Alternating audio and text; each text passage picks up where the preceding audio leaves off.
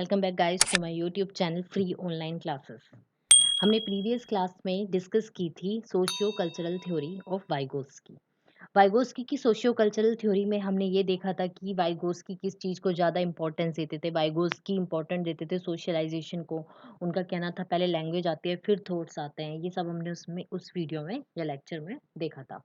अगर आपको वीडियो देखनी हो तो प्लीज़ देख लीजिएगा और लाइक एंड सब्सक्राइब करना ना भूलें। आज की क्लास में हम डिस्कस करेंगे कोलबर्ग्स की theory of development. Moral development theory भी इसको बोलते हैं। चल लेट्स स्टार्ट। पहले हु इज कोलबर्ग। कोलबर्ग कौन है या कौन थे? कोलबर्ग, इनकी पिक्चर है लेफ्ट राइट हैंड साइड में। फिर लॉरेंस कोलबर्ग एक अमेरिकन साइकोलॉजिस्ट थे। उनका जन्म 25 अक्टूबर 1927 को न्यूयॉर्क में हुआ था। He did suicide in 1987 by drowning himself in Boston Harbor. उन्होंने सुसाइड कर ली थी 1987 में जब उनकी एज 59 थी। एक रिवर होगी उसमें उन्होंने ड्रोन हिमसेल्फ मतलब डूब कर हत्या कर ली थी, अपने आप को डुबा कर या कह सकते हैं। उनको माना जाता है father of moral development. He is best known for his moral development theory. उनको सबसे ज़्यादा जो उनको जाना जाता है वो उनकी मॉरल डेवलपमेंट थ्योरी के लिए जाना जाता है, जो आज हम पढ़ेंगे। कोलबर्ग ने एक्सटेंड की थी प्याजे की थ्योरी को। प्रपोज्ड किया था कि मोरल डेवलपमेंट भी एक कॉन्टिन्यूअल प्रोसेस है जो अकर मतलब जो होती है लाइफ स्पैन में। मतलब आपकी लाइफ चलती रहेगी, आपकी मोरालिटी की जो डेवलपमेंट है वो कंटिन्यू चलती रहेगी। नेक्स्ट हम बात करते हैं, उनकी थ्योरी बेस्ड करती थी रिसर्च पर, इंटरव्यूज पे जो वो छोटे बच्चों के साथ लेते थे। यानी कि उनकी जो मोरल डेवलपमेंट थ्योरी थी वो कैसे आई, तो वो उनके ही इंटरव्यूज और रिसर्च से आई थी जो उन्होंने बच्चों से किए थे, बच्चों के साथ लिए थे। He used Piaget's storytelling method to tell people stories involving moral dilemma. उन्होंने प्याजे की स्टोरी टेलिंग मेथड का यूज किया था, लोगों को ये बताने के लिए स्टोरी सुनाकर उन्होंने मोरल डिलेमा में डाला था। जैसे कि उन्होंने क्या किया था, प्याजे की स्टोरी टेलिंग मेथड यूज करी थी to tell people stories involving moral dilemma. मतलब उन्होंने वो स्टोरीज लोगों को सुनाई थी या लोगों की वो स्टोरीज उन्होंने सुनाई थी जो डिलेमा में होते थे। उनकी थ्योरी को 3 लेवल्स में डिवाइड किया गया है और 6 स्टेजेस हैं। अगर हम देखें तो हर लेवल में 2 स्टेजेस हैं, इसलिए 3 लेवल है और 6 स्टेजेस हैं। अब हम देखेंगे उनकी best known story of moral development. क्या है उनकी best known story for moral development? Hence dilemma. Hence dilemma में अगर हम देखें तो एक पिक्चर दी हुई है जिसमें एक पर्सन है और आई थिंक उसकी वाइफ है या जो भी उसका कोई रिलेटिव है, वो लेटा हुआ है आईसीयू रूम में हॉस्पिटल का। अगर हम देखें तो व्यू दिख रहा है हमें। अब हम आगे चलते हैं, हेंस के डिलेमा को पढ़ते हैं। हेंस एक व्यक्ति था जो यूरोप में रहता था। Heinz lived in Europe. Heinz की वाइफ को कैंसर था और she was near to her death, वो मरने वाली थी। एक ही ड्रग थी जो हेंस की वाइफ को बचा सकती थी। हेंस जानता था कि केवल एक ही ड्रग है जो उस पर्टिकुलर एरिया में, एक ही ड्रगिस्ट है जो उस ड्रग को बेच सकता है, जिसके पास ये ड्रग अवेलेबल होगी। वो गया उस ड्रगिस्ट के पास। अब ड्रगिस्ट ने क्या बोला कि इस मेडिसिन का या इस ड्रग का जो चार्ज है वो है $2 लाख। अब वो तो गलत है क्योंकि एक पर्टिकुलर ड्रग, जिस ड्रग की एक्चुअल प्राइस से वो 10 गुना उसको बता रहा था कि ये इस ड्रग का है। अब हैंस तो उस सिचुएशन में नहीं था कि वो उससे बोले कि ये इस ड्रग का प्राइस नहीं है, क्योंकि उसे अपनी वाइफ की लाइफ को सेव करना था।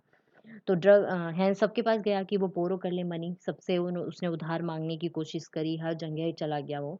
लेकिन सबके पास जाने के बावजूद भी जहाँ जहाँ वो जा सकता था उसको सिर्फ आधी मनी ही अवेलेबल हो पाई। तो उस हाफ मनी के साथ वो फिर ड्रगिस्ट के पास गया और उसने बोला उसको कि please give me the drug, अब मुझे ड्रग दे दो क्योंकि सस्ते प्राइसेस में, उन चिपर और less prices my wife is dying, मेरी वाइफ जो है वो मर रही है। But druggist said no. लेकिन ड्रगिस्ट ने क्या किया, मना कर दिया। अब हैंस डेस्परेट हो गया और उसने ड्रग चुरा ली अपनी वाइफ के लिए। अब यहाँ पे डिलेमा ये था, कॉलबर्ग का मोरल डिलेमा ये था कि क्या हैंस को ड्रग चुरानी चाहिए थी, जब उसको कोई ड्रग के जो प्राइसेस थे वो 10 गुना बता रहा था और उधर ये था कि अगर वो ड्रग नहीं लेके जाएगा तो उसकी वाइफ मर जाएगी। अब अगर वो ड्रग चुरा लेता है, उसके दिमाग में भी शायद ये डिलेमा होगा कि अगर वो ड्रग चुरा लेता है तो वो जेल में जा सकता है, और अगर वो ड्रग नहीं चुराएगा तो क्या होगा, उसकी वाइफ मर जाएगी। तो यही है कोहलबर्ग की मोरल डेवलपमेंट थ्योरी की एक मोस्ट जो नॉन थ्योरी स्टोरी है हैंस के डिलेमा की। एग्जाम्स में आती है सीटेट सुपरटेट की कि हैंस के डिलेमा को आप मोरल डेवलपमेंट की कौन से लेवल की कौन सी स्टेज में डालोगे, ये क्वेश्चन आ जाते हैं। और ऐसे कई सारे क्वेश्चन आ जाते हैं, जैसे मोरल डेवलपमेंट थ्योरी से क्वेश्चन आते हैं कि इस ये जो ओबिडेंस पनिशमेंट कौन सी स्टेज में आता है, इस स्टेज में पता होगा तो फिर वो लेवल में पूछ लेंगे कि कौन सी लेवल में आता है। तो यही हम सब देखेंगे। चलो let's start. Moral development theory की 3 लेवल्स हैं। प्री कन्वेंशनल मोरालिटी पहला है, जिसमें 2 स्टेजेस हैं, एक है obedience and punishment and second is individualism and exchange. Next है हमारी सेकंड लेवल कन्वेंशनल मोरालिटी, जिसमें फिर से अगेन 2 स्टेजेस हैं, interpersonal relationship and maintaining social order. Third level है हमारा पोस्ट कन्वेंशनल मोरालिटी, जिसमें 2 स्टेजेस हैं, social contract and individual rights and B is universal principle. Pre conventional level जो है मोरालिटी का वो लेवल 1 है। 4 to 10 years pre conventional morality level में बच्चे रहते हैं। 4 ईयर्स से पहले आई डोंट थिंक सो कि बच्चों में मोरालिटी का कंसेप्ट आता है। प्री कन्वेंशनल ही मोरालिटी डेवलपमेंट की स्टेज होती है स्टार्टिंग की। लेस थॉट ऑफ मोरालिटी इस लेवल में होते हैं। अगर हम देखें स्टेज 1 को, तो इसमें ओबीडियंस एंड पनिशमेंट है। ये प्राइमरी स्टेज है मॉरल डेवलपमेंट थ्योरी की। इस स्टेज में मोरालिटी सिर्फ और सिर्फ पनिशमेंट से बचने के लिए आती है और रिवॉर्ड पाने के लिए आती है। जैसे छोटे बच्चे होते हैं, अपने पेरेंट्स की और बड़ों की आज्ञा मानते हैं। अब वो मोरालिटी का उनके अंदर कौन सा कंसेप्ट है, एक तो ओबीडियंस का आ गया, एक पनिशमेंट का आ गया।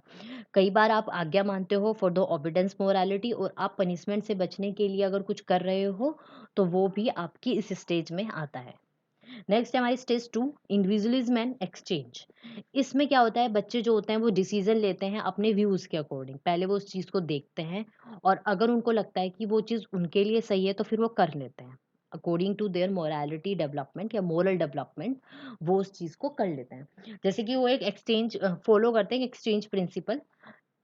If they find some profit of them, अगर उनको लगता है कि उनका प्रॉफिट होगा तो एक्सचेंज प्रिंसिपल भी अलाउ कर देते हैं या एक्सचेंज प्रिंसिपल भी फॉलो कर लेते हैं।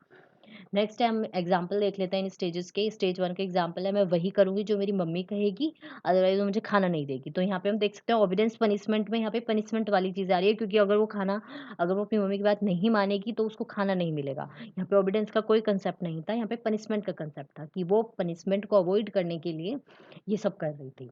नेक्स्ट है स्टेज 2 के एग्जाम्पल। स्टेज 2 का एग्जाम्पल है, मैं आपको अपना खाना दूँगी या मैं आपको अपना टिफ़िन दे दूँगी, अगर आप मेरा होमवर्क कर दो। तो यहाँ पे प्रिंसिपल ऑफ एक्सचेंज फॉलो हो रहा है।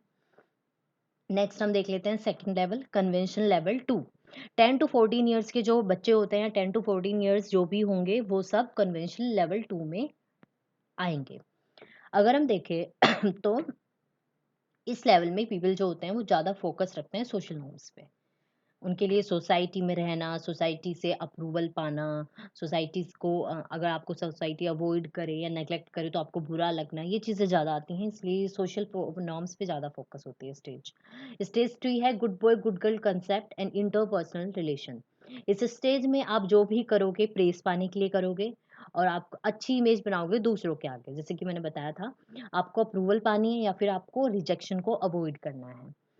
अगर हम स्टेज 4 देखें तो मेंटेन सोशल ऑर्डर। इस स्टेज में फोकस किया जाता है सबसे ज़्यादा कि आप रूल्स, लॉज, अथॉरिटी और ऑर्डर्स को कैसे मेंटेन करके रखोगे, वो ब्रेक ना हो जाए। आप लॉज ब्रोक नहीं करोगे, ब्रेक नहीं करोगे, सॉरी। आप अथॉरिटी के सारे रूल्स एंड रेगुलेशंस मानोगे, ऑर्डर फॉलो करोगे। तो ये स्टेज 4 में आता है, जब आप सोशल ऑर्डर को मेंटेन करके रखते हो। इनके एग्जाम्पल देख लेते हैं। स्टेज 3 का एग्जाम्पल है, I will Bui that dress, I will by the dress so that my friends will like me. मैं वो ड्रेस खरीदूंगी ताकि मेरे फ्रेंड्स मुझे पसंद करें। नेक्स्ट है स्टेज 4 का example, you should not drive without helmet, it's against the rules. आपको ड्राइव नहीं करनी चाहिए बिना हेलमेट के बिना, ये अगेंस्ट द रूल्स है। जैसे कि बोला था, सोशल जो सोसाइटी के नॉर्म्स है उनको ज़्यादा, यानी कि एक सोशल ऑर्डर को मेंटेन करके रखना ज़्यादा इंपॉर्टेंट होता है इस स्टेज में जो लाइक करते हैं या जो आते हैं उन लोगों के लिए। अब आता है पोस्ट कन्वेंशन लेवल 3। ये 13 से अडल्टहुड तक के ईयर्स जो होते हैं उनमें आता है। स्टेज 5 है social contract and individual rights. इस स्टेज में लॉज इंपॉर्टेंट होते हैं, but members of society should agree upon these standards. जैसे समझ सकते हैं आप, लॉज इंपॉर्टेंट होते हैं बट आपके इंडिविजुअल राइट्स भी इंपॉर्टेंट है। अगर आपके इंडिविजुअल राइट हार्म हो रहे हैं because of social contract orientation या फिर लॉज, तो आप वो इम्पोर्टेंट नहीं है। आपको लॉज़ इम्पोर्टेंट है, बट उस लेवल तक जहाँ तक आपके इंडिविजुअल राइट हार्म नहीं हो रहे होंगे। नेक्स्ट है स्टेज 6, यूनिवर्सल प्रिंसिपल। इस स्टेज में मोरल जजमेंट जो होगी वो मोटिवेटेड होगी खुद की कंसाइंस से, अपनी इच्छा से। अगर आप आपकी अंतरात्मा क्या है, सॉरी इच्छा कह लो, अंतरात्मा कह लो, जो भी आपका को प्रेफरेबल लगे आप कह सकते हो। स्टेज में मोरल जजमेंट जो होगी वो मोटिवेट होगी आपकी खुद की कंसाइंस से।